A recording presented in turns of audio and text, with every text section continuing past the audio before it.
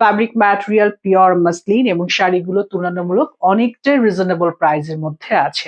এটা হচ্ছে শাড়িটার কুচির পোর্শন, নিচের পাড়। উপরের পাড়টা যেরকম দেখেছেন আপু, ঠিক নিচের পাড়টা ঠিক একই রকম করে হচ্ছে গিয়ে কাজ করা, ছোট ছোট বুটা করা আছে পুরো শাড়ির ভেতরে, এবং সঙ্গে রানিং ব্লাউজের পিস পেয়ে যাচ্ছেন। এইটা হচ্ছে গিয়ে আপনার ব্লাউজের স্লিভে আসবে, দুটোতেই কাজ করা আছে। এইটা হচ্ছে গিয়ে অ্যাপ্লিক ওয়ার্ক।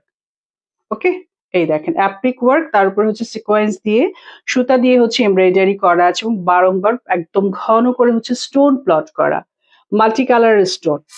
এই হচ্ছে গিয়ে আপনার শাড়ির উপরের পাড়, শাড়ির ভেতরের জমিন, এবং রংটা হচ্ছে সুন্দর একটা পেস্ট কালার। এখানে কাটওয়ার্কের কাজ করা আছে আর সুন্দর একটা পিচ কালারের উপরে, তো দেখতে সুন্দর লাগছে। এবং এই শাড়িগুলো পরলে তুলনামূলক একটু স্লিম দেখায়, যেহেতু একটুখানি বড় বড় এমব্রয়ডারি পার্ট আছে, দ্যাটস ওয়াই হচ্ছে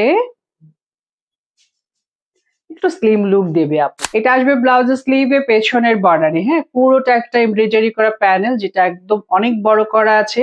ব্লাউজের স্লিভে তো হবে, পেছনের বর্ডারে 100% হয়ে যাবে। আচ্ছা, এটা হচ্ছে light paste colour, fabric material হচ্ছে আপনার পিওর মাসলিন, সুন্দর করে হচ্ছে গিয়ে 3D ওয়ার্ক করা আছে আপু। হ্যাঁ দেখেন, মানে এমব্রয়ডারি পার্ট তো এটা আছেই, এছাড়া হচ্ছে গিয়ে এখানে সুন্দর করে ফুলগুলো একটু আলগা, হ্যাঁ 3টা লেয়ারে হচ্ছে গিয়ে উঠানো করা আছে, যেটা দেখতে একদমই 3D ফুলের মতনই লাগছে।